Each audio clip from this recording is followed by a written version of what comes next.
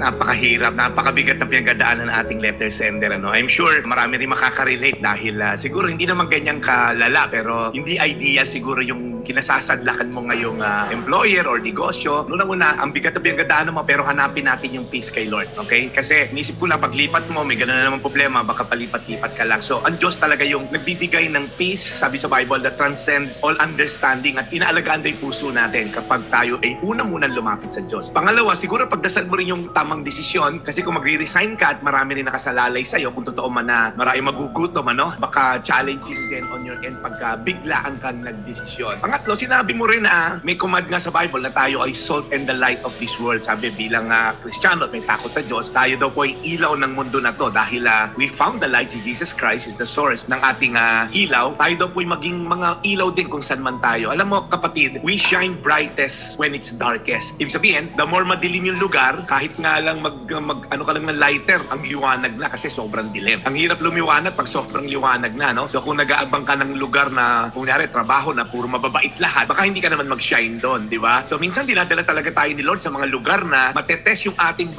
pananampalataya, yung ating patience, yung ating kindness, kasi madaling sabihin mabait ka hanggat hindi ka maka-encounter ng taong talagang hindi worth pagkitaan ng kabaitan and yet minahal mo at naging mabait ka. Kumbaga madaling sabihin I'm a loving person. Subukan mo magmahal ng unloving person. That's the only thing na we can say we are a loving person. Sinabi din sa Bible yan, di ba? Yung you say you love me pero hindi mo mahal ang ibang tao, baka hipokrito yung dating. So ako lang, ang payo ko lang sa'yo kapatid, just keep doing what is good and what is right. Huwag kang padala muna sa emosyon mo. Baka may magutom naman dahil sa emosyon mo. Pag-isipan mo rin yung practical na aspeto as I've said kanina. No? Ngayon, kung pagpaalam ka na maayos, ma-explain mo na maayos, at meron ka namang trabaho na naghihintay, bakit naman hindi? Kung sobrang toxic na ang iyong lugar. Pero gusto ko lang sabihin sa Galatia 6:9, kaya huwag tayong magsasawa sa paggawa ng mabuti dahil sa tamang panahon, matatanggap natin ang ating gantimpala kung hindi tayo susuko. Alam mo kapatid, maaaring hindi pinansyal, material, yung gantimpala na yan, pero the fact na mayroon kami minamahal dyan na PWD na tinutulungan despite sa nare-receive mo, I think the Lord sees what is done in secret. Nakikita ng Diyos yung iyak mo, yung dasal mo. So kayo lang napayo ko sa iyo kapatid, hindi ko pinapayo mag-resign ka agad dahil baka naman merong aspeto na magutom. Pero pag-isipan mo rin, this is the perfect time for you to be the salt and the light dyan sa mundong ginagalawa mo dahil sa kwento mo parang napakadilim ng lugar mo. Spiritually speaking, it's time to shine brightest sa lugar na madilim. Ulitin ko, Galatia 6:9, kaya huwag tayong magsasawa sa paggawa ng mabuti dahil sa tamang panahon matatanggap natin ang ating gantimpala kung hindi tayo susuko. Tayo manalangin, Panginoon, sa aming letter sender, dinadalangin na namin ang lakas at kapanatagan ng loob at isipan. Alam namin, Lord, mahirap, Lord, magtrabaho kung hindi supportive ang iyong mga, lalo na amo mo at mga kasama mo sa trabaho. Pero Lord, dinadalangin ko na bigyan mo siya ng lakas, bigyan mo siya ng pananampalataya, Lord God, at manatili siyang matulungin kahit sa masasamang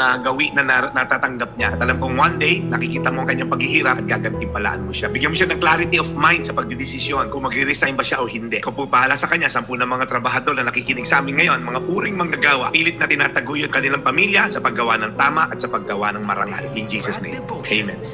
Today's Reflection with Pastor Jeff Eliscopides.